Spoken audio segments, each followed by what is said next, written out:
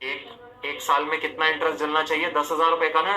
1 lakh into 10%, 1 lakh into 10% is 10,000 का interest जलना चाहिए।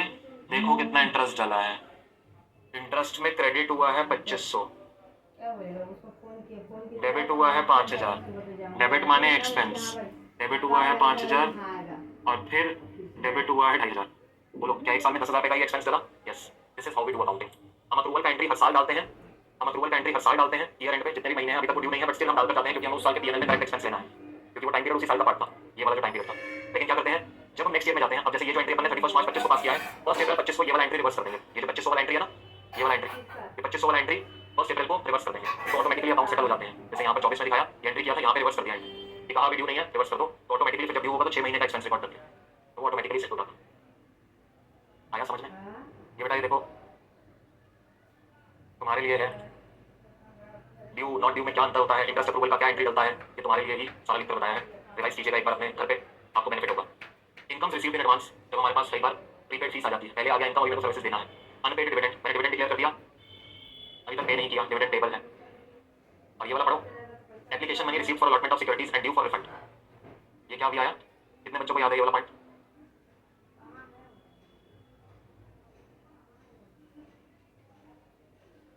कितने बच्चों को याद है ये वाला point?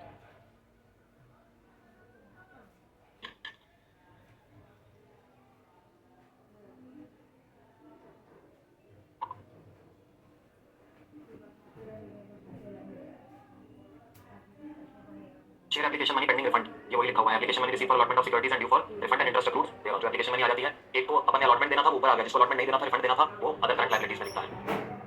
Unpaid mature deposits and interest accrued thereon, कोई मैच्योर हो गया डिपॉजिट उसका अभी तक पेमेंट नहीं करवाया, unpaid mature debentures and interest accrued thereon and any other payables, ये सब भी हमारे पास यहीं पर आकर बैठते हैं। हमारा लायबिलिटी साइड क्लोज हो गया है, हमारा लायबिलिटी साइड क्लोज हो गया है। आइएगा अपनी बैलेंस शीट में,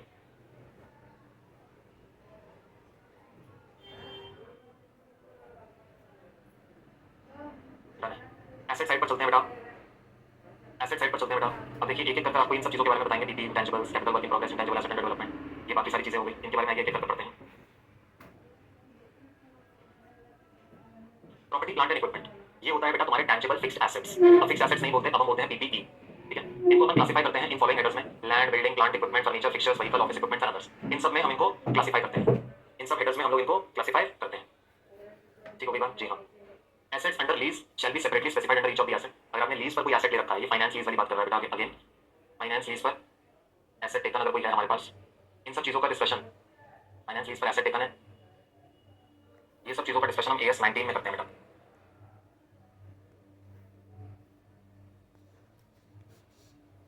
ये भी हम यहाँ पर नहीं करते, ये भी हम यहाँ पर नहीं करते, क्यों? क्योंकि जब तक हमें ये नहीं पता फाइनेंस लीज क्या होता है, जब तक हमें ये नहीं पता फाइनेंस लीज क्या होता है, तब तक हम वो चीज़ नहीं बोल सकते कि यहाँ पर ये क्यों आ रहा है, क्या रीजनिंग है। वो AS 19 में सीखेंगे तो सारा चीज़ एक्सप्लेन करूँगा यहाँ पे वापस आके। पॉइंट नंबर 3 बहुत इंपॉर्टेंट है, पॉइंट 4 को डायरेक्टली आप छोड़ दीजिए। रिकंसिलिएशन देना होता है gross and net carrying amount of each class of asset at beginning and at the end of the reporting period showing addition, disposal, acquisition etcetera.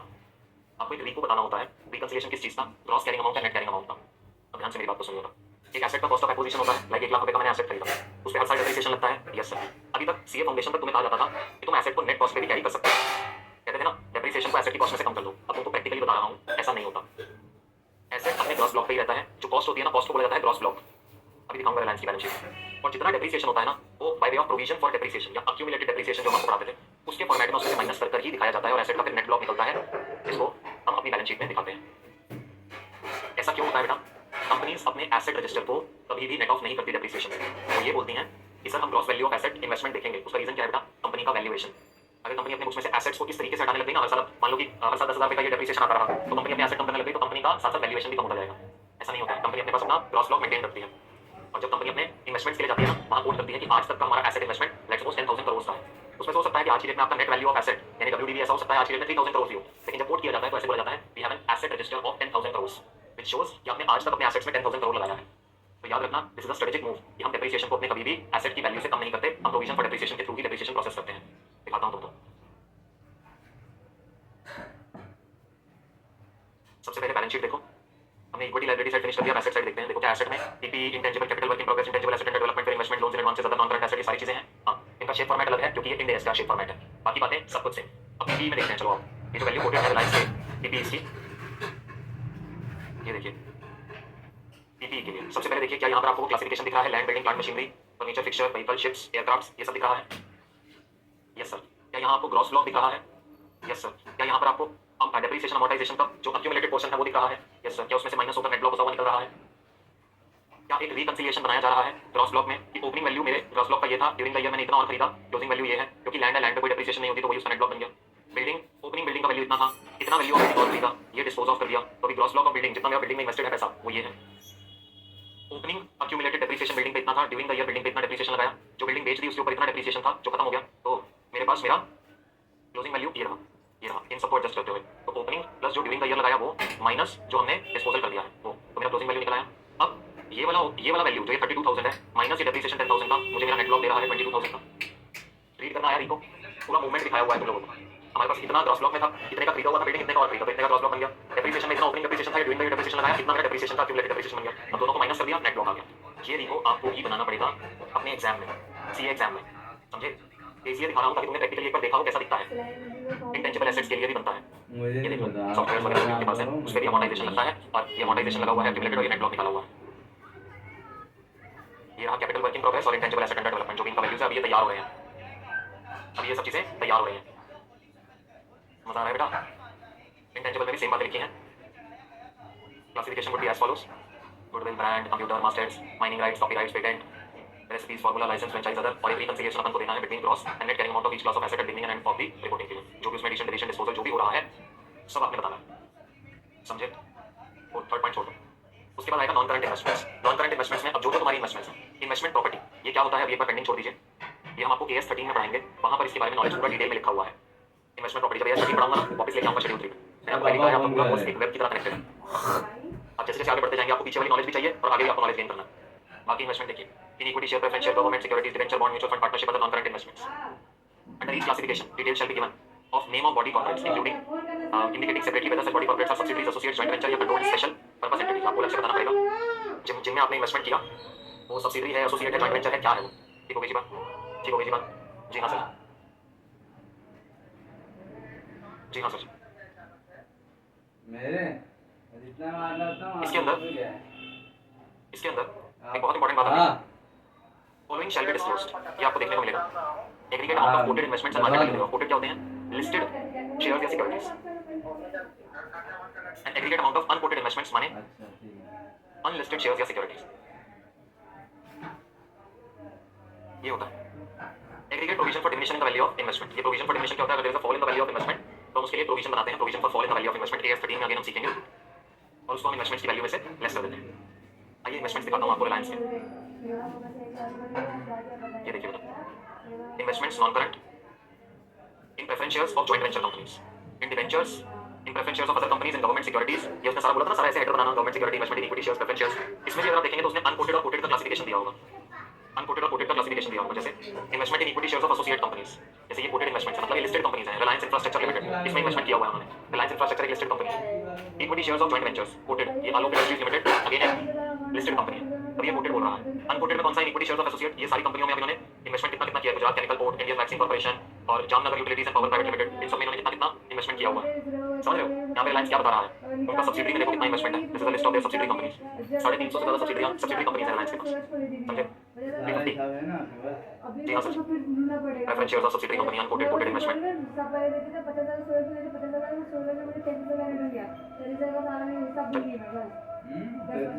Long term loans and advances क्या हो गए? अब मैंने अपने पास asset बता दिया, investment बता दिया, अब लोन्स एंड एडवांसेस जो मैंने किसी को लोन दिया हुआ है, loans and advances shall be classified as capital advances, loans and advances to related parties and other loans and advances. इसके अंदर भी आपको सब क्लासिफिकेशन देना पड़ेगा, सिक्योर्ड, अनसिक्योर्ड और डाउटफुल। सिक्योर्ड वो होता है जो आपने जिसके अगेंस्ट कोई सिक्योरिटी लिया हुआ है, मॉर्गेज करवा रखा है। अनसिक्योर्ड वो होता है जो जिसके अगेंस्ट कोई सिक्योरिटी नहीं है लेकिन दैट इज कंसीडर्ड गुड, मतलब हमें पता है कि वो पैसा दे देंगे। और डाउटफुल वो होता है बेटा जहां अब हमें लग रहा है कि यहाँ पैसा नहीं आएगा, डाउटफुल। सो यहाँ पर वो कहते हैं आप अपने पास एक allowance for bad and doubtful loans and advances बना लीजिए और अलग से डिस्क्लोज करिए, यहाँ से लेस कर दीजिए। जैसे आप प्रोविजन फॉर डाउटफुल बनाते थे ना, याद है डेटर्स के लिए? वैसे ही अगर कोई आपने एडवांसेस दिए हुए हैं और आपको लगता है वो पैसा नहीं आएगा तो आप एक प्रोविजन क्रिएट कर सकते हैं, provision for doubtful loans and advances का, वो यहाँ से लेस कर दीजिए। और जो डायरेक्टर को तुमने लोन दिए हुए हैं अदर ऑफिसर्स, उसको भी आपको सेपरेटली डिस्क्लोज करना है। Loans to directors and other officers ये आपको देखने को मिलेंगे अपने क्वेश्चंस, इसको भी अलग से स्टेट करना है, should be separately stated. Other non current assets में क्या आ गया बेटा? जो अभी तक ऊपर कहीं पे भी नहीं आया वो सारे यहाँ आएंगे। Long term trade receivables, trade receivable मतलब डेटर्स बिल्स रिसीवेबल, जिनसे हमको पैसा 12 महीने के बाद मिलने वाला है। मेरे ईयर एंड से नेक्स्ट 12 मंथ्स में पैसा नहीं आएगा, 12 महीने के बाद आएगा, वो है लॉन्ग टर्म। कोई सिक्योरिटी डिपॉजिट्स, मैंने दे रखे हैं security deposit given any other type of long term asset long term trade receivables के लिए वो कह रहा है again it shall be sub classified into secured unsecured और doubtful and allowance for bad and doubtful debt shall be created और जो भी डेटर्स से या अदर ऑफिसर्स से जो पैसा रिसीवेबल है उसको आपको सेपरेटली स्टेट करना है एंड जिस तरीके से आपने जैसे अपने क्रेडिटर्स के लिए एजिंग शेड्यूल बनाया था आप डेटर्स के लिए भी एजिंग शेड्यूल बनाएंगे जैसे ड्यू डेट तक जिन्होंने पेमेंट नहीं करवाया तो उसके बाद अब वो कितने टाइम से ड्यू पड़ा हुआ है कहता है outstanding for the following period from the due date मान लेते हैं 1 जनवरी ड्यू डेट था तो 1 जनवरी के बाद अभी लेस देन 6 मंथ्स किसको हो गए more than 6 months to 1 year 1 year to 2 2 to 3 3 2 या मोर देन 3 इयर्स आप अपने पास इस तरीके से एजिंग शेड्यूल बनाते हैं डेटर्स के लिए इसमें आप बताते हैं कि वही वैसे ही सेम डेटर्स होते हैं अनडिस्प्यूटेड ट्रेड रिसीवेबल्स हैं कंसीडर्ड गुड ये पैसा दे देंगे इनसे कोई डिस्प्यूट नहीं है undisputed trade receivable considered doubtful dispute नहीं है बट हमको डाउटफुल लग रहा है डिस्प्यूटेड ट्रेड रिसीवेबल्स में जो डिस्प्यूटेड है बट कंसीडर्ड गुड चलो डिस्प्यूट चल रहा है लेकिन पैसा आ जाएगा disputed trade receivable considered doubtful तो ये क्लासिफिकेशन हम ट्रेड रिसीवेबल्स के लिए देते हैं ये लॉन्ग टर्म ट्रेड रिसीवेबल हो या शॉर्ट टर्म ट्रेड रिसीवेबल दोनों के लिए एजिंग शेड्यूल बनता है दिखा दूंगा मैं अभी रिलायंस की बैलेंस शीट में जब इसी के साथ बेटा जो हमारा नॉन करंट एसेट वाला पार्ट है वो भी फिनिश होता है अब करंट एसेट वाला पार्ट भी फिनिश कर लें करंट एसेट्स में अगेन सबसे पहले आता है करंट इन्वेस्टमेंट्स जो इन्वेस्टमेंट्स हमने शॉर्ट टर्म के लिए कर रखे हैं less than 12 months equity share preference share government bonds debentures कहीं पर भी कर रखे हैं वो सब आएंगे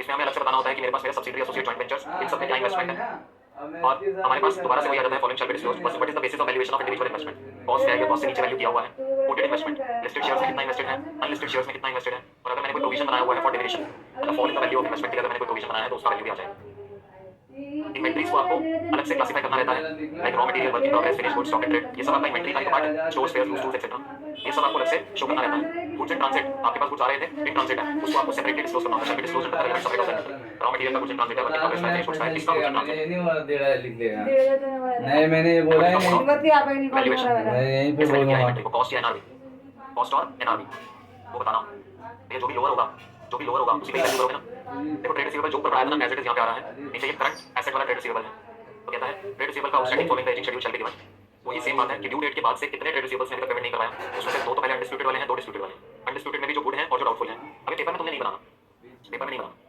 बहुत कम चांस आने का लेकिन प्रैक्टिकल लाइफ के लिए तुमको ये सिखा दिया है एजिंग शेड्यूल ट्रेड पेबल्स का भी होता है ट्रेड रिसीवेबल का भी होता है डिस्प्यूटेड में कौन से गुड हैं कौन से डाउटफुल हैं वो टाइम पीरियड होता है कि ड्यू डेट से 6 महीने अभी नहीं निकले लेस देन 6 मंथ्स निकले ड्यू डेट के बाद 6 महीने हो गए लेकिन अप टू 1 ईयर तक कौन से हैं 1 to 2 year 2 to 3 year more than 3 year वाले कौन से जिन्होंने पेमेंट नहीं करवाया ट्रेड रिसीवेबल में वही secured unsecured and doubtful provision for doubtful debt create करना है बैड एंड डाउटफुल डेट आपको यहाँ से माइनस करके बताना होता है जो अभी तक पूछते थे ना provision for doubtful debt minus करके क्यों बताते हैं ये देखो डेटर्स में ही बोला गया है और हर एक एसेट के लिए एक्चुअली बोला गया है कि अगर कोई भी आपने लोन एडवांस भी क्यों ना दिया अगर आप उसके लिए भी कोई प्रोविजन क्रिएट कर रहे हैं उसी की वैल्यू से कम करके बताइए और जो आपके टैक्स डेटर से डायरेक्टर से अदर ऑफिसर से ड्यू है उनको सेपरेटली स्टेट करिए उनको सेपरेटली स्टेट करिए कैश एंड कैश इक्विवेलेंट की अगर हम बात करें तो balance with the bank checks in hand cheque cash on hand ये सब तो आपने बताना ही बताना है सबसे इंपॉर्टेंट नॉलेज बताना है क्या है ये पॉइंट नंबर 5 तुम्हारा ट्रू फॉल्स में पूछा जा सकता है अगर true falls in the sense वो एमसीक्यू वाले उसमें पूछा जा सकता है क्वेश्चन अगर तुम्हारे पास कोई बैंक डिपॉजिट है तुमने फिक्स्ड डिपॉजिट किया हुआ है मोर देन 12 मंथ्स वाला तो बोलो उसको क्या लोगे अदर नॉन करंट एसेट लोगे या कैश या कैश इक्विवेलेंट लोगे सर अगर हमने बैंक डिपॉजिट किया है with more than 12 months maturity that shell be disclosed separately and direct cash and cash equivalent only इस बात को याद रखना फिक्स्ड डिपॉजिट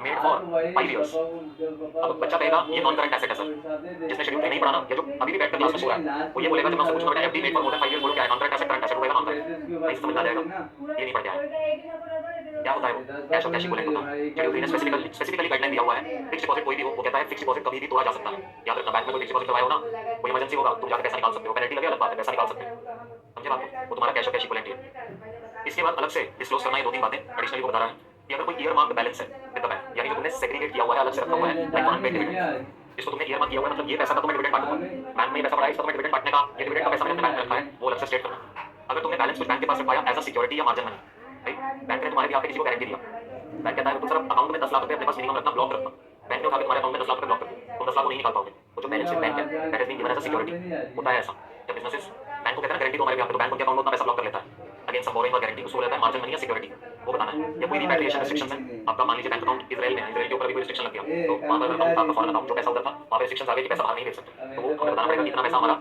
यहाँ पे है इस पे रिस्ट्रिक्शन लगी है हम लोग नहीं निकाल पाएंगे तो that shell be disclosed separately या इंडिया में ही आपके बैंक अकाउंट्स पे कोई रिस्ट्रिक्शन लग गया आपने फ्रॉड किया एक बैंक अकाउंट पे रिस्ट्रिक्शन लग गया अकाउंट सील हो गया समझे short term loans and advances just like long term loans and advances आपने जो रिलेटेड पार्टी को दिया है वो अलग से डिस्क्लोज करने हैं आपको holding subsidiary associate joint venture जो भी आपके रिलेटेड पार्टीज थे और बाकी अदर्स वो अलग से दिखाना है that should be sub classified into secured unsecured और डाउटफुल प्रोविजन फॉर बैड और doubtful loans and advances shall be created वो इसी के अंदर आएगा और जो आपने एडवांसेस डायरेक्टर्स और ऑफिसर्स को दिए हैं अपनी कंपनी के उनको अलग से स्टेट कीजिए तो ये बात बिल्कुल सेम है जो हमने पहले भी पढ़ी है लोन्स एंड एडवांसेस पे और अदर करंट एसेट अच्छा ये वाला जो short term loans and advances है इसका एग्जांपल क्या हो सकता है लिख लो advance tax prepaid expenses short term loans and advances ये सब इसके एग्जांपल्स हो सकते हैं समझे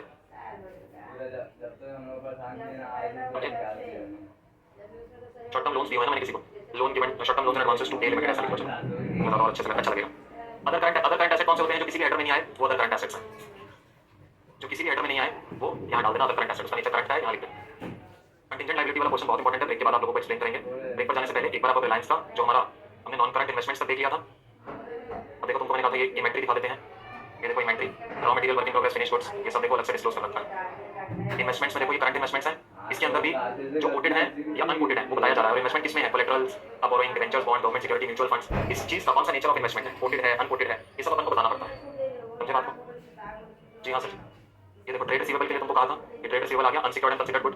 ट्रेड रिसीवेबल कितने का पड़ा हुआ है, ट्रेड रिसीवेबल का एजिंग रिपोर्ट देखो क्या यही दिखाया था, outstanding for following period from the due date, ये अभी तक ड्यू नहीं हुए और जो ड्यू होने के बाद 6 महीने तक पेमेंट नहीं आया, सीओ ने सब अनडिस्प्यूटेड कंसीडर्ड गुड में डाला हुआ है, वो ये 6 से 1 साल 1 से 2 2 से 3 ये इतना पैसा है जो फंसा हुआ है ट्रेड रिसीवेबल्स के पास, यहाँ से पता लगता है ये वो पैसा है जो फंसा हुआ है तरीके से।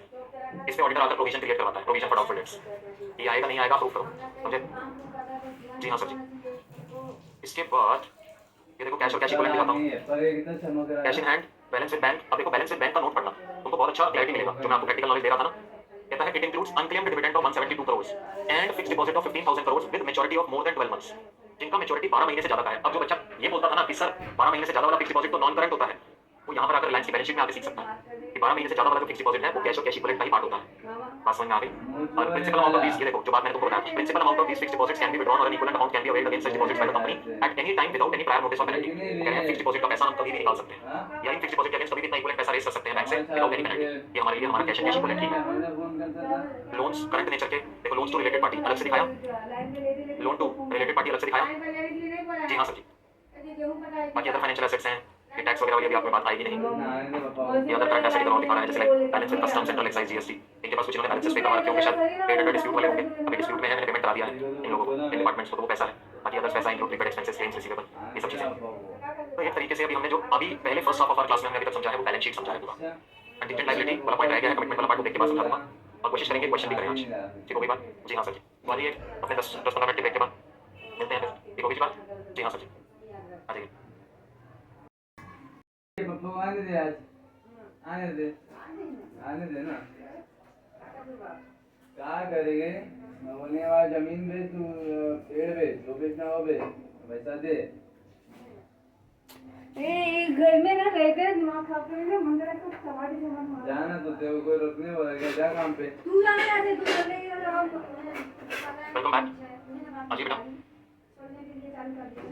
अजी बेटा, मालूम है ना बाप का बाप अच्छा है। आपको वो भी तेरे मुंह में गिरा। आगे का डिस्कशन करते हैं। सबसे इंपॉर्टेंट एक और पॉइंट है जो आपको सीखना है यहाँ पे, that is related to my dear students contingent liability and commitments.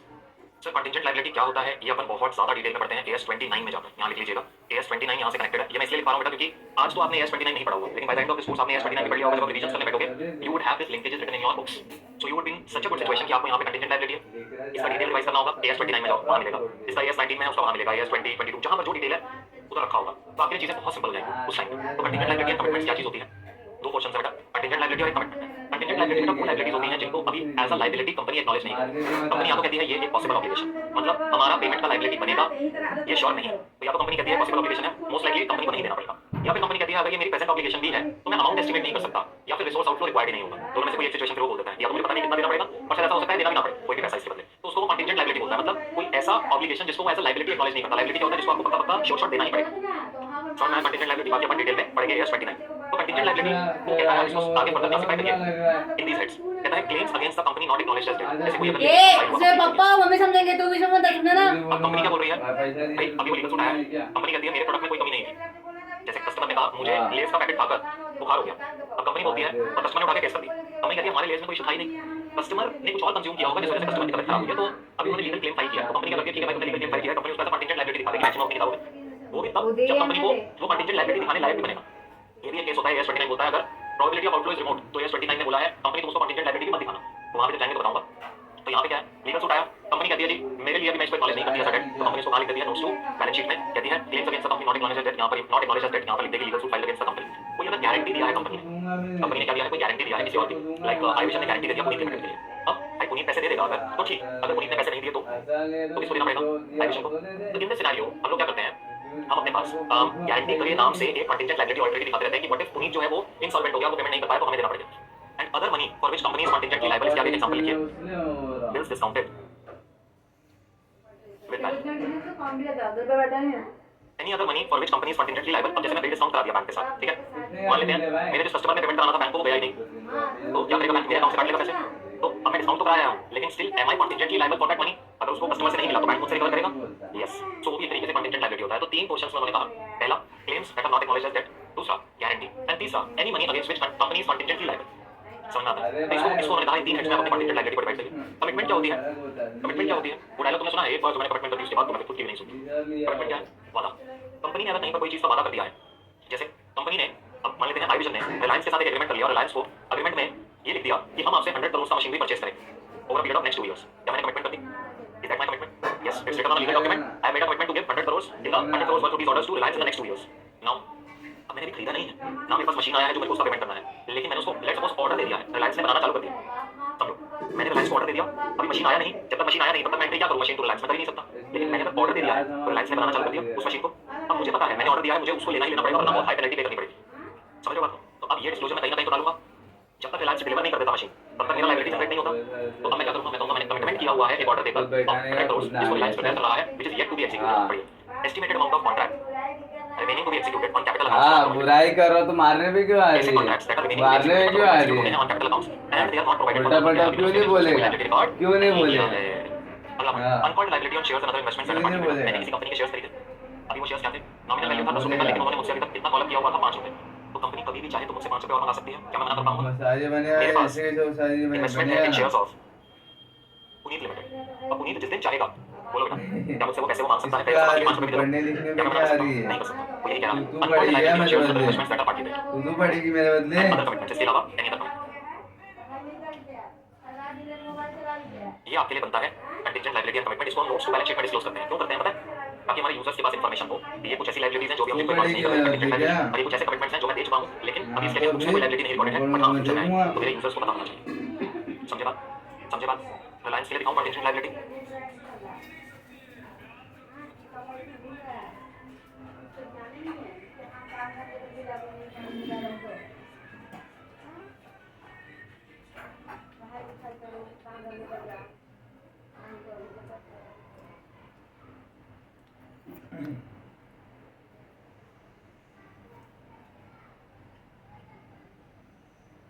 ये देखिए, रिलायंस की कंटिजेंट लायबिलिटी एंड कमिटमेंट। क्या उन्होंने भी अपने पास अपना नोट्स में इसका पूरा डिस्क्रिप्शन दिया? ये देखिए, claims against the group for disputed liabilities not acknowledged as date.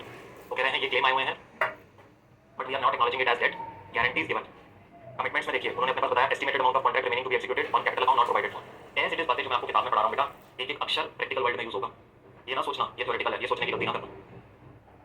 Other commitments, अब जो उन्होंने कमिटमेंट दिया है ये इन्होंने आगे फर्दर और इसका डिटेलिंग किया रखा है, लेकिन हम आपको क्या दिखाना यहाँ मेजरली चाह रहे हैं कि जो जो चीजें हम लोगों ने अभी पढ़ी हैं, देखी हैं, वो as it is practical world में चल रही हैं। रिलायंस भी अपनी कंटिजेंट लायबिलिटी में बोलता है इतना इतना है, मेरा गारंटीज मैंने इतने इतने दे रखे हैं, मेरे पास कमिटमेंट्स इतने इतने कॉन्ट्रैक्ट्स मैंने दे रखे हैं, और अदर कमिटमेंट्स इतने दे रखे हैं। रिलायंस भी अपने पास इन सब बातों का डिस्क्लोजर कर रहा है।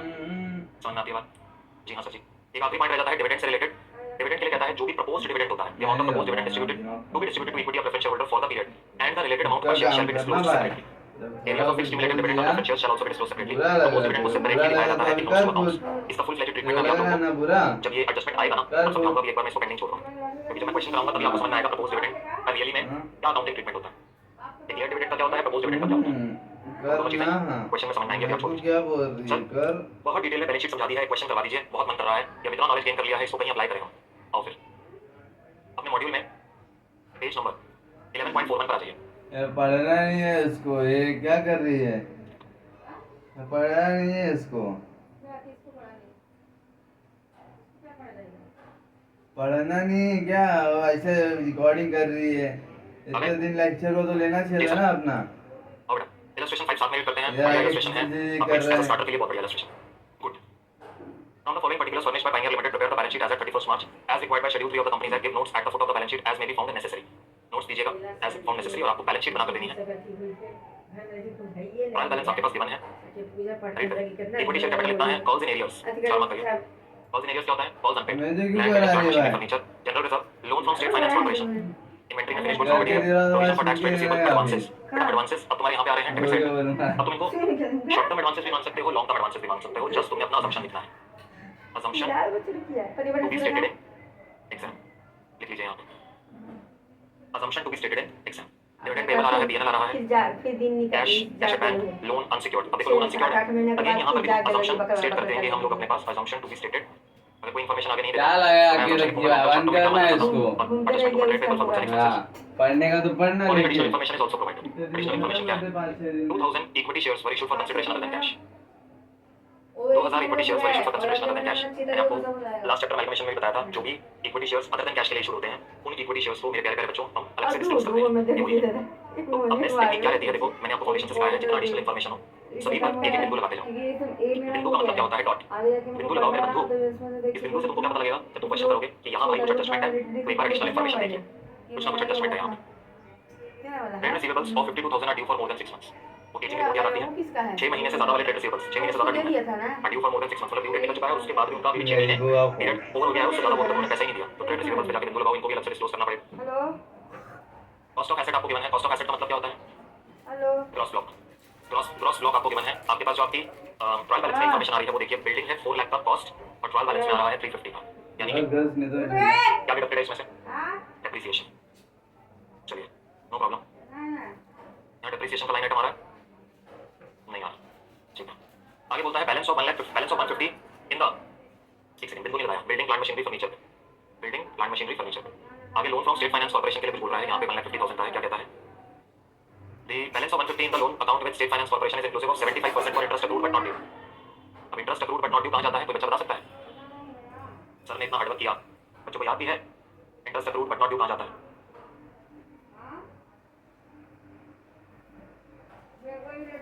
थोड़ा सा भी दिल में दर्द आता है, एक इंसान जो 2-3 घंटे बैठकर बोलता जा रहा है, बोलता जा रहा है, बोलता जा रहा है, किसके लिए बोल रहा है? खुद को सिखा रहा है, एक एडजस्टमेंट का जर्नल एंट्री बता रहा है, जो तुमको पता होना चाहिए उसको दोबारा बोल रहा है, तो थोड़ा सा भी किसी को आता है दर्द, नहीं सर हमको दर्द लगना बंद हो गया है, वेरी गुड नालायक, थोड़ा सा भी तुम्हारी आंखों में आंसू आते हैं, अभी पढ़ाया तो चुप करें, चुप करें। एक तो बच्चा है ऐसा क्लास में जो सुन रहा था, सर आपका हार्डवर्क, मैं तो बेटे तुमको बात बताता हूँ अभी ना, very very good Sania, sir OCL में जाता है अदर करंट लायबिलिटीज, इसके बाद कहीं भी आगे क्या है ओसीएल में जाता है, मुझे भी याद है, वेरी गुड। मैं तुमको एक बात बताता हूँ, वर्ल्ड में लीडर कितना है, वर्ल्ड में बाकी की जनता कितनी है, डिस्टिंक्शन कहाँ से शुरू हो जाता है? छोटे लेवल, मतलब लर्निंग फेजेस से डिस्टिंक्शन शुरू हो जाता है। अब बच्चा सोचता है अरे सर ये क्लास में अगर मैंने नहीं सुना तो क्या मैं यहाँ नहीं फॉलो करूंगा क्या? सर देखना मैं तो कर जाऊंगा, मैं तुम्हें गारंटी देता हूँ यहाँ तक आने में आंसू निकल जाएंगे। बताया क्यों? क्योंकि ये जो लोग बैठे हैं ना दुनिया में, इनके कंसिस्टेंट एफर्ट लगे, ये ओवरनाइट सक्सेस नहीं है बेटा। जिंदगी में अगर तुम्हें लगता है रैंक होल्डर्स जो बैठे हैं वो सिर्फ 1 रात पढ़े 2 रात पढ़े, वो तुम्हें वो चीजें सुना रहे हैं कि यार मैं तो 2 महीने पढ़ के रैंक ले आया, तो तुम्हें बेवकूफ बना रहे हैं। मैं बता रहा हूँ वो कंसिस्टेंटली बैठ के 1 साल से पढ़ रहा होगा, उसने एक क्वेश्चन छाना होगा तो उसका रैंक आया, वो तुम्हारे शेयर नहीं करता, क्योंकि अगर लीडर्स ने अपने राज तुमको बता दिए तो फिर तुम्हें पता लग जाएगा, लेकिन पता लगने के बावजूद आधी जनता नहीं करेगी। हाँ ये भी सच है। Loan is secured by hypothecation of plant and machinery. बेटा सुनना शुरू करो, ये आखिरी आपकी स्टेज है जहां आपके टीचर्स, आपके मेंटर्स, आपके माता पिता आप लोगों को समझा रहे हैं। एक बार आर्टिकल चेक में पहुंचो, आपको दुनिया ही अलग मिलेगी बेटे, किसी को नहीं फर्क पड़ता तुम सीख रहे हो नहीं सीख रहे, nobody cares. If you are not learning you are given the lowest level of work. इसको दे दो फील्ड वर्क, इसको बताओ इधर से उधर पूरा दिन, ये काम नहीं करना जानता, इसको फील्ड में बताओ गर्मी में, ऐसा ही है बेटा वर्ल्ड।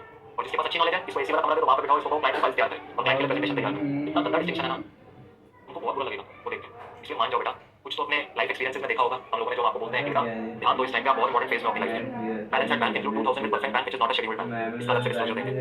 फोकस करो बेटे, कोई नहीं सिखाएगा जिंदगी में, अपने माता पिता से बात करोगे ना, एक वही आपके वेल विशर और एक आपके टीचर्स आपके आखिरी well wisher.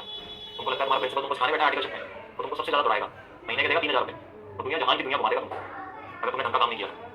Company had contract for erection of machine eight 150 which is still incomplete. Star mark करिए सर्च, स्टार मार्क करिए सर्च। चलिए सर जी हमारे पास एक ट्रायल बैलेंस गिवन है, ट्रायल बैलेंस से अपने को बैलेंस शीट बनाना है। बैलेंस शीट का अब यहाँ से सबसे पहले तुमने क्या सोचना है, कौन कौन सा लाइन आइटम रेलेवेंट है। इक्विटी शेयर होल्डर फंड में इक्विटी का शेयर कैपिटल आएगा, रिजर्व सरप्लस आएगा। इक्विटी है तुम्हारे पास, यहाँ पे देखो शेयर कैपिटल है, रिजर्व सरप्लस है। तुम्हें शेयर एप्लीकेशन में पेंडिंग, शेयर एप्लीकेशन में पेंडिंग अलॉटमेंट वाला आइटम बनाना है, नहीं कहीं नहीं यहाँ पे। दूसरा लॉन्ग टर्म बोरिंग्स में, तो सॉरी नॉन करंट लायबिलिटी में लॉन्ग टर्म बोरिंग आएगा। ये देखो loan from state finance corporation, secured loan है, मैं अज्यूम करूंगा ये लॉन्ग टर्म वाले हैं, लॉन्ग टर्म बोरिंग्स आ गया। उसके बाद और कोई है तुम्हारे पास क्या, लॉन्ग टर्म प्रोविजन या नॉन करंट लायबिलिटी नहीं, तो करंट लायबिलिटी के अंदर कौन कौन से हेड है, trade payables, other current liability बनेगा। देखो ये डिविडेंड पेबल जो है ये कहाँ जाता है, ओसीएल में। ये जो इंटरेस्ट अप्रूव्ड है नॉट ड्यू, ओसीएल में। ये तुम्हारे दिमाग में चलनी चाहिए सारी बातें। ट्रेड पेबल भी आ रहा है यहाँ पे, आगे देखा था ये ट्रेड पेबल। इसके साथ साथ शॉर्ट टर्म प्रोविजन भी आ रहा है, प्रोविजन फॉर टैक्स। तो लायबिलिटी साइड बन गया, एसेट साइड पे पीपी के लिए आएगा, एसेट्स गिवन है, इंटेंजिबल एसेट कोई भी नहीं गिवन, इग्नोर करेंगे। Long term investments, investment given है कोई, देखो नहीं सर। लोन्स एंड एडवांसेस, अगर तुम इसको लॉन्ग टर्म अज्यूम करोगे लोन्स एंड एडवांसेस में तो लॉन्ग टर्म में डाल दो, अदरवाइज शॉर्ट टर्म में डालना, शॉर्ट टर्म में डाल दो। फिर करंट एसेट्स में आओ, शॉर्ट टर्म इन्वेस्टमेंट है नहीं, इन्वेंटरी बेची, क्रेडिट पर कैश रिसीव मम्मी किया, देख मुझे इन्वेंटरी लास्ट वैल्यू है, मारा हाँ, क्रेडिट रिसीवेबल है, हाँ, कैश इक्विवेलेंट है, हाँ, शॉर्ट टर्म लोन एडवांसेस है, वो ये तुम्हारे पास शॉर्ट टर्म वाला तो है, और फिर अदर करंट एसेट। तो हेडर्स डिसाइड करे हम लोगों ने, हेडर्स डिसाइड करे। अब बैलेंस शीट बनाओ। सबसे पहले ढांचा बनाना है पूरी बैलेंस शीट का।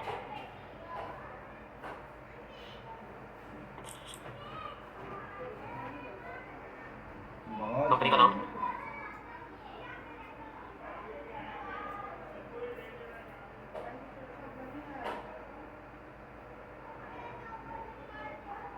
Note number and amount.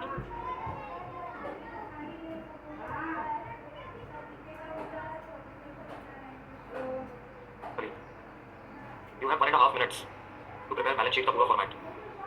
1.5 minute आपके पास, करो बेटा, इसलिए याद कर लो इसको।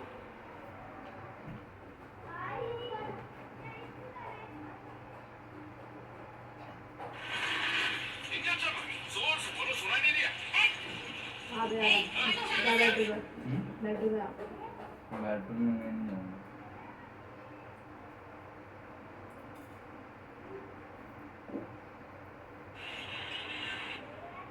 देखो करने क्या है ना भाई, ये चीज कहाँ करने का बता, ऑफिस में।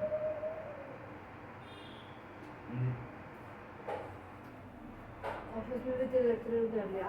हम्म? ऑफिस में भी तो लेक्चर कर लिया। 6-7-8 वहीं तो की। तो जाना चाहिए ना देखो ऑफिस आज। तो आगे सीधे ऑफिस भेजा मेरे को। हाँ? क्या क्या क्या बात है? अच्छा तेरी छुट्टी कब से? 27। 27 से परेशान और करेंगे। जा लास्ट के एक दिन रुकना जा।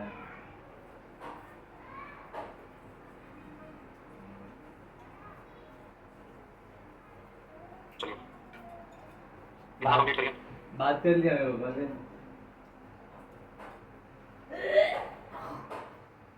इंजीनियरिंग चल रहा है वो।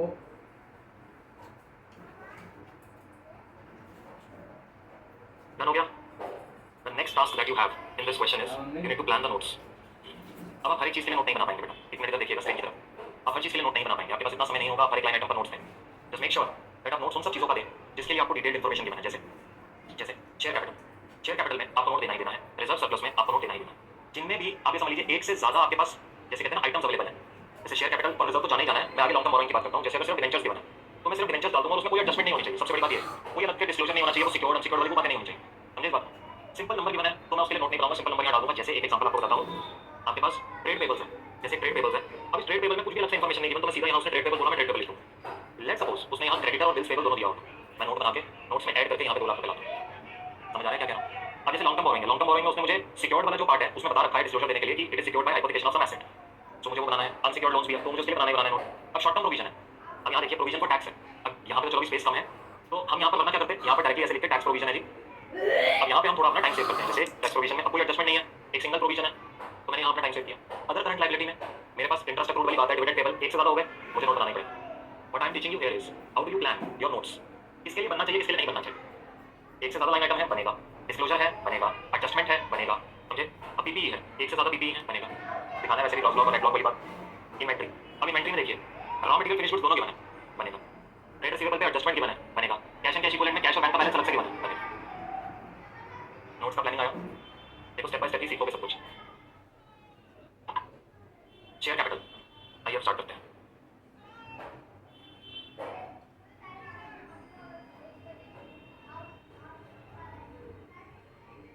शेयर कैपिटल अब यही ऑथराइज्ड होगी, यही इशूड है, authorised issued, authorised and issued capital. कितने शेयर्स हैं भाई?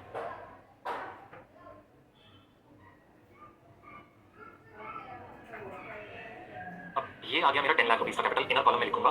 इसमें पहले तो ये बताना है आउट ऑफ अबव, उसमें मैंने बिंदु लगाया हुआ है शेयर कैपिटल पे, देखिए अपने बुक्स में। Out of above 2000 equity shares of ₹10 are issued for consideration other than cash. इतना डिस्क्लोजर दूंगा और साथ में उसने मुझे कॉल्स इन एरियाज मतलब अनपेड कॉल्स के बारे में बताया हुआ है, वो मैं यहाँ से डिडक्ट करूँगा 1000।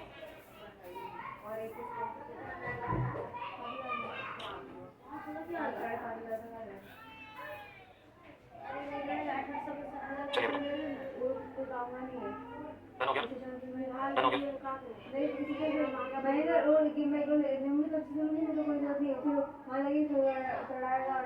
अगला रिजर्व एंड सरप्लस पे चलें। मेरे पास रिजर्व एंड सरप्लस में तो बनना ही बनना है बेटा, हमेशा नोट आपने बनाना ही बनाना है। जनरल रिजर्व के बने हैं, कितने का है, 2,10,000 रुपये का। इसके अलावा पीएनएल अकाउंट का बैलेंस भी बना बेटा 86,700।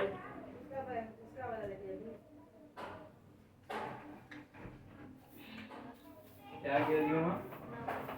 296,700 ठीक है बेटा। ये दोनों आइटम्स को ऊपर कोट कर दो। हाँ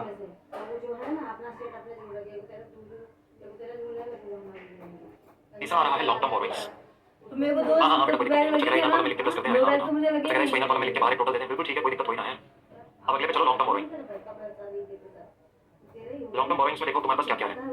एक तो मैं दिया है सिक्योर्ड लोन्स, वो कह रहा है loan from state finance corporation. तो सामान सब किस में लेके आऊंगी मैं, मेरे यहाँ का अरे सामान। भाई तो देगा ना भाई बैग। है 150 का, लेकिन इसमें जो वैल्यू आ रहा है उसमें 7500 का इंटरेस्ट अप्रूव्ड इंक्लूडेड है, उसको यहाँ से हटाओ, प्रिंसिपल अमाउंट थोड़ी ना, वो तो इंटरेस्ट अप्रूव्ड है। तो ये आ गया 142,500 और साथ ही में इसका नेचर ऑफ सिक्योरिटी बताना पड़ेगा। सिक्योर्ड बाय मेरा ही सामान इतना सारा है कि उसकी बैग में आएगा हाइपोथिकेशन ऑफ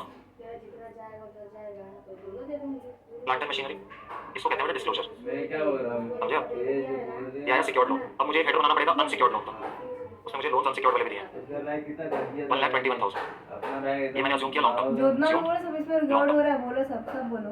हाँ तो ये वो रिकॉर्ड हो रहा है तो उसको दिखाएगी क्या? जब मैं पढ़ूंगी तो देखेगा नहीं, बड़े मेरे देखिए नहीं। बोलो सब बोलो। 263,500 हाँ तो बंद कर तू, बंद कर। हम मारो ही सामान में प्राइवेट बात होती है भाई, इतना स्लोली जाना अपन ने प्राइवेट बात होती है इधर। इसलिए अदर प्राइवेट लिमिटेड का चारों पीटी का पांच दोनों निकाल ना। ओसीएल बे मारो ना, छोंदे दिखो। क्या क्या है, तो इंटरेस्ट अप्रूव्ड ड्यू है। मैं फोकड़ में रोकती है, घर में मत रुकने बोला कर। तू निकल जा घर से, जा तू भी काम कर ले। और डिविडेंड टेबल है, तू घर में क्यों बैठा ले जैसा? हाँ। कितना का डिविडेंड है? 60,000। तो इसको समझाना, फिर मैं चुपचाप बैठी तो अपना। घर का राजा हूँ, राजा। बनाएंगे property plant equipment। बैठूंगा।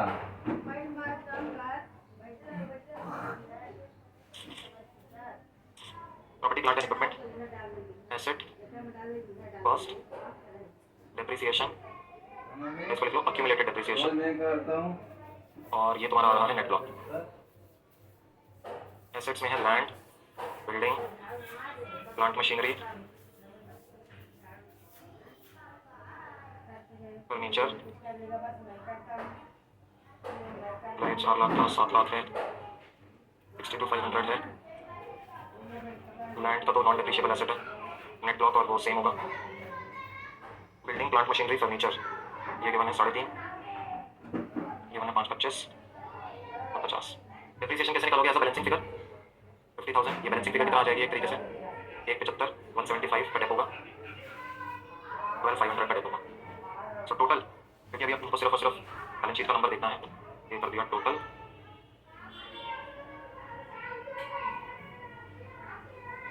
ठीक है,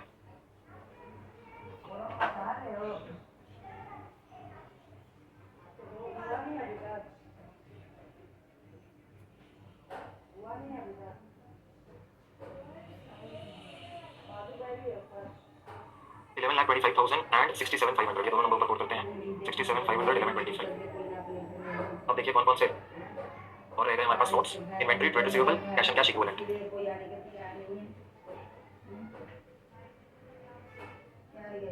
इन्वेंट्री में रॉ मटेरियल और फिनिश गुड्स का वैल्यू गिवन है।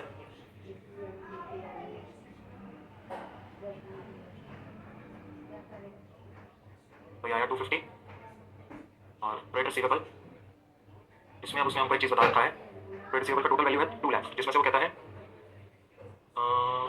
Trade receivable of 52,000 due for more than 6 months, due for more than 6 months ये गांव में रखी होती ना, एंड अदर्स। मेरी छोटकी बहू आती, ये आया बहू 52 आती। और अगर टोटल है 2 लाख, तो ये बनेगा 148, समझे? जो लोग इतना कर रहे हैं शॉपिंग सब कर रहे हैं और लास्ट में आ रहा है कैश एंड कैश इक्विवेलेंट। नहीं करते वो short term loans and advances नहीं आया, short term loans and advances भी हमें लिखना है, कैश एंड कैश इक्विवेलेंट के बाद आएगा कोई पता है कैश एंड कैश इक्विवेलेंट। कोई नहीं तो आता मैंने कैश एंड कैश बढ़िया इक्विवेलेंट नहीं लिखा। आती अब इसमें से देखो कैश इन हैंड तो तुम्हारे पास सीधा सीधा हो गया कैश बैलेंस, ये आ गया 30,000। कैश एट बैंक में देखो उसने तुम्हें कहा है balance at bank include 2,000 with perfect bank which is not a scheduled bank. कितना ही काचवा पर किनारे थी कैश एट बैंक में शेड्यूल्ड बैंक के साथ साला कितना है? मेरी काचवा की ना इतना वजन से 2,45,000 कोई कुछ संस्कार है नहीं कुछ खबरा ही 2,000 सारे लोग के जरा दिमाग हमको देख के ये होता है कि कैसा इन लोगों की जिंदगी चलेगा नहीं दिखता है कि कांच है तो थोड़ा और बीचे शॉर्ट टर्म रखो लोन्स एंड एडवांसेस है। ऐसे टप पट तो पूरा जाता है इतना वजन है इसमें एक एडवांस का वैल्यू बैठा हुआ है 42,700। ये सभी नंबर्स ऊपर जाकर अब हम पुट करेंगे। कोई भी चीज कुछ है नहीं बाबा लिख लीजिए। पैसा भी कुछ भी कोई करके दिख देते ये काज इतना है चार्जिंग करना तभी भी एगो हिया लगा दिया है वाल बगैर मतलब का वहाँ उतना हुआ है बैठे में हुआ है inventory 250, trade receivable 2 lakh, cash and cash equivalent 277 and यहाँ पर एक short term loans and advances लिखना है। इस पर डालता है कोई अचानक गिरे तो पूरा उल्टा आ जाता है कितना वैल्यू है इसका 42,700। कोई इसमें ना नीचे जाके इसके आगे लिख दो assume to be short term. अभी लिख देते हैं पहले नोट कर लो कैसे हमको बैलेंस शीट में तो लेना मैच हुई कि है नहीं हुई एक बार टोटल करो बच्चों। नोटिंग हो गई। अब नीचे short term loans and advances में जाके इसके आगे एडवांस के आगे लिख दो assume to be short term. कोई इसको लॉन्ग टर्म भी मान सकता था, ठीक है। बैलेंस शीट देखिए बेटा मैच हो रही है कि नहीं हो रही है।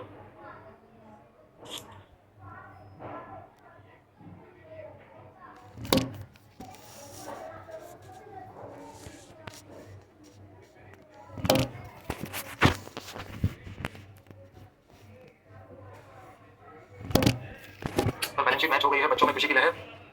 14 नंबर हमने कर लिए हैं अपनी जेब में, मतलब 14 में से एक पोर्शन तो पीएनएल तो तुम्हें बनाना है ना लाइक 14 में तो पीएनएल भी आएगा तो 10 नंबर मान लो, चलो 10 या तो 8 नंबर मान लो हमारी जेब में आ गए।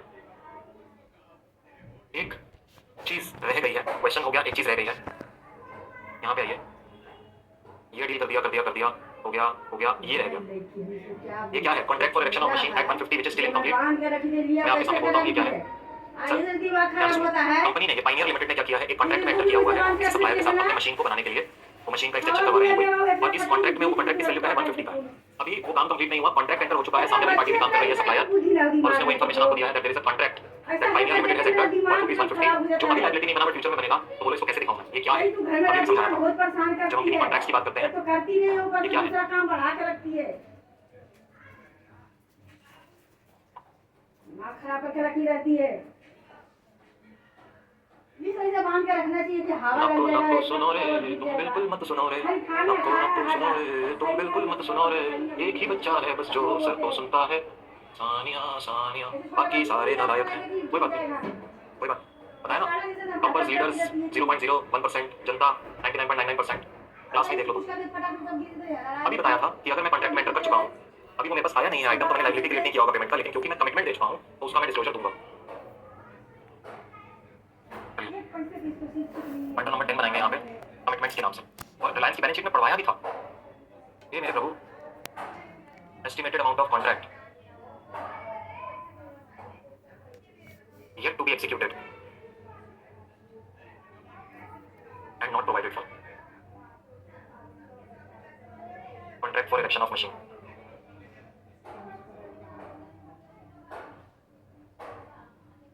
कितने का है? 150। अभी बैलेंस शीट में कहीं नहीं जाएगा, बस इतना इसका डिस्क्लोजर आएगा। समझे? समझे? कमिटमेंट्स का डिस्क्लोजर, जी हाँ सर। अब ये हम कह सकते हैं कि अब जाकर हमारा जो है वो पोर्शन फिनिश हो गया है जिसकी हम बात कर रहे थे बैलेंस शीट वाले पोर्शन की। ठीक हो गई बात? जी हाँ सर जी। अब पीएनएल तो यहाँ से अभी हम नहीं शुरू करवा पाएंगे, समय कम है, लेकिन एक चीज हम समझ सकते हैं, ये क्वेश्चन खत्म हो गया है। एक चीज अभी जो हम समझ सकते हैं वो है डिटेल रिगार्डिंग प्रपोज्ड डिविडेंड। यहाँ पर लिखिएगा, टॉपिक का नाम दीजिएगा प्रपोज्ड डिविडेंड, फ्रेश पेज पे प्रपोज्ड डिविडेंड लिखिएगा, particulars accounting treatment. A. Dividend proposed and declared till reporting date. Accounting treatment में journal entry, reserve and surplus to dividend payable account. Dividend payable is OCL लिख दूंगा, पूरा लिखो, other current liability पूरा लिख दो sir. Class में कई धंधा बैठे हुए हैं जो OCL का कुछ और मतलब निकाल देंगे। और सेकंड एंट्री इफ पेड, अगर पेड हो गया तो फिर तो आएगा नहीं बैलेंस शीट में, बट एंट्री लिखवा देता हूँ। इफ पेड तो एंट्री होता है dividend payable to bank.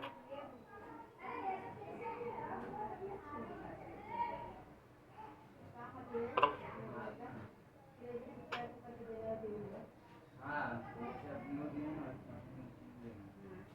Point B, dividend proposed after the reporting date. Dividend proposed for current year after the end of year, that is after reporting date.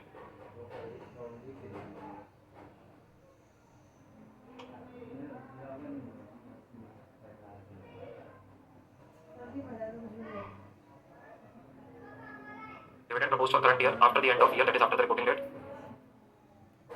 not shown as liability जब तू मेरे in घर books, आएगा ना बता के ये सब that is बता no journal entry is passed, मेरे को चक्कर आ रहा है, मैं घर पे It is तुम लोग shown. काम से निकल गया। by way of तुम लोग notes to बाप रे, accounts.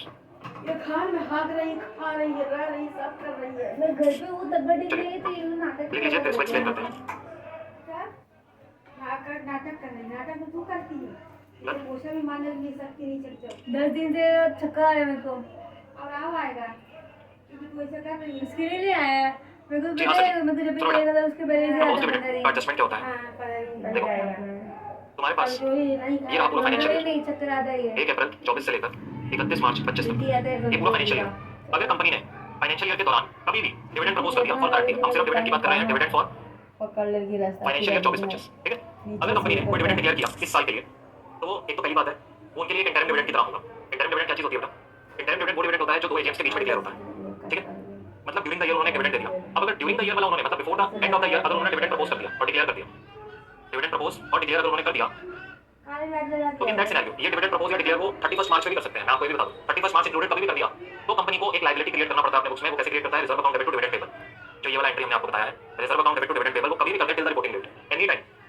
तो that is shown as a current liability in your books of account, shown under head other current liabilities. इतनी बात क्लियर होती है। बट अब जो क्वेश्चंस तुमसे पूछे जाएंगे वो ये तो होंगे नहीं। अब क्वेश्चंस क्या आएंगे? वो कहेगा साल खत्म हो गया और डिविडेंड डिक्लेयर किया गया 1 अप्रैल 2025 में, और ये डिविडेंड कौन सा होगा? Dividend for financial year 24-25। अब तुम कहोगे साल तो खत्म हो गया सर, साल के बाद कैसे डिविडेंड डिक्लेयर हो रहा है? ध्यान से मेरी बात को सुनिएगा बेटा। 31 मार्च में जब बुक्स क्लोज होती हैं, बुक्स क्लोज होने के बाद पूरा पीएनएल बनता है, पूरे बुक्स एक बार फाइनलाइज करे जाते हैं, फिर कंपनी की जो टॉप लेवल मैनेजमेंट है वो उठाकर देखती है कि फाइनलाइज रिपोर्ट्स में हमारा प्रॉफिट लॉस क्या दिखा है पूरे ईयर का। उसके बाद कंपनी की टॉप मैनेजमेंट इवैल्यूएट करती है हमें फ्यूचर इन्वेस्टमेंट के लिए कितना पैसा चाहिए, और फिर डिसाइड किया जाता है ये जो एक्सेस पैसा बच रहा है इसको डिविडेंड की तरह डिस्ट्रीब्यूट करो। यूजुअली डिविडेंड्स जो प्रपोज किए जाते हैं मेरे बच्चों, वो after the end of financial year ही करे जाते हैं। पहले सारे चीजों के लिए अप्रोप्रिएशंस बना लिए जाते हैं, general reserve, retained earnings, future investment, सारी चीज के लिए पैसा रख लिया। फिर जो पैसा बचा उसको कहते हैं अभी शेयर होल्डर्स में बांट दो, ये वो पैसा है जो हमें नहीं चाहिए, अभी शेयर होल्डर्स को रिवॉर्ड कर दो। बात आती है समझ? कंपनी अपनी लिक्विडिटी पोजीशन देखती है कितना रोकड़ा पड़ा है कैश बांटने के लिए, तब डिविडेंड डिक्लेयर होता है। तो अब अगर डिविडेंड लेट्स सपोज डिक्लेयर किया गया 1 अप्रैल पे, मतलब 31 मार्च के, अगर मतलब कहते हैं रात के 12 बजे अगले दिन चालू हो गया, उसके बाद अगर उन्होंने बोला डिविडेंड अब डिक्लेयर कर रहे हैं, बुक्स क्लोज हो चुकी हैं, अब कोई लायबिलिटी नहीं निकाली जा सकती। If it is done after reporting date, this is not shown as a liability in books. फिर आप इस डिविडेंड टेबल को ओसीएल में नहीं दिखाओगे, that is no journal entries pass, now books are already closed. आप इसको कैसे दिखाओगे? Only by way of notes to accounts, only by way of notes to accounts. My dear friends, मैंने आप लोगों को जब यहाँ पर ये पढ़वाया था, आपको याद होगा मेरे बच्चे, ये पेंडिंग वाला पॉइंट अभी लिखा था हमने डिविडेंड के लिए। यहाँ पर पढ़िए, amount of dividend proposed to be distributed to equity and preference shareholder for the period and the related amounts per share shall be disclosed separately. Arrears of cumulated dividend shall also be disclosed separately. आइए, ये disclosure की बात कर रहा है। ये यहाँ पर कौन से आ रहे हैं मेरे बच्चे? ये डिविडेंड यूजुअली हर एक कंपनी जो एनुअल डिविडेंड होता है ना, वो 31 मार्च के बाद ही डिक्लेयर होता है। रिलायंस का दिखाऊं, रिलायंस का दिखाऊं, अभी यहाँ पर कह रहे हैं तुम्हें क्या क्या डिस्क्लोजर देने हैं, क्या क्या डिस्क्लोजर देने हैं? तुमने बताना है अमाउंट ऑफ डिविडेंड प्रपोज्ड कितना है to be distributed to equity shareholder and related amount per share wise. हर एक शेयर पर तुम कितना डिविडेंड देने वाले हो, और अगर कोई एरियाज पड़े हुए हैं क्यूमुलेटिव डिविडेंड के, क्यूमुलेटिव प्रेफरेंस शेयर्स पे क्यूमुलेटिव डिविडेंड आता है ना, जब तक नहीं दिया तो एक्यूमुलेट होता रहेगा। Share also be disclosed separately. अब रिलायंस का तुमको दिखाते हैं, रिलायंस का डिस्क्लोजर डिविडेंड का बहुत हमार करती है, टाइम आया तो हमारे ही एक पैसे को उसको कदर करती है, मानती है, और जब टाइम आया तो बोलती है हमारे ये देखो हमारे घर। Events after reporting date. हम भी आप लोगों को एक एएस पढ़ाएंगे, एक एएस पढ़ाएंगे जिसका नाम है AS4। आप यहाँ पर आकर, जहाँ मैंने अपने नोट्स में आप लोगों को अभी अभी नोटिंग करवाया था, dividend proposed after the reporting date, आप इसके आगे AS4 डाल सकते हैं। एक्चुअली में ये बात AS4 से डिराइव होती है, events occurring after balance sheet date, contingencies and events occurring after balance sheet date उसका नाम है। सो ये कुछ ऐसे सिग्निफिकेंट इवेंट होते हैं जो बैलेंस शीट डेट के बाद होते हैं। AS4 में जाकर इसका एक्चुअली में पूरा रीजनिंग लिखा हुआ है कि प्रपोज्ड डिविडेंड जो अगर बैलेंस शीट डेट के बाद प्रपोज हुआ तो उसका ट्रीटमेंट क्या होगा, तो वो अपन AS4 में आप लोगों को पढ़ाएंगे। यहाँ पर आइए, रिलायंस का तुमको बैलेंस शीट में रीड करवाता हूँ। देखो, board of directors have recommended a dividend of ₹10 पर fully paid up equity share of 10 each for the financial year 23-24। अभी देखो, ये कौन से पीरियड का फाइनेंशियल स्टेटमेंट तुमको पढ़ा रहा था मैं आज की क्लास की शुरुआत में? क्या लिखा था? 23-24 का फाइनेंशियल स्टेटमेंट था। और देखो, उसी का डिविडेंड वो कह रहे हैं बोर्ड ऑफ डायरेक्टर्स ने ₹10 पर शेयर के हिसाब से डिक्लेयर किया है। अभी ये पढ़ाया तुमको शेड्यूल 3 में कि हमें पर शेयर वाइज बताना होता है हम कितना डिविडेंड डिक्लेयर कर रहे हैं। नेक्स्ट क्लास में बेटा आप लोगों को मैं इसका प्रैक्टिकल क्वेश्चन करवाऊंगा। डिविडेंड डिक्लेयर होगा देखना 2 अप्रैल को, फिर हम उसका नोट डालेंगे। ऐसा ही नोट लिखवाऊंगा, board of directors have recommended a dividend of इतना rupees on an equity share of ₹10 each. उसको हम बैलेंस शीट में फिर ओसीएल नहीं दिखाते। 31 मार्च तक हो जाता तो ओसीएल में आता, नहीं हुआ अब नोट्स में आएगा सिर्फ डिस्क्लोजर की तरफ। इतना बात समझ में आता है?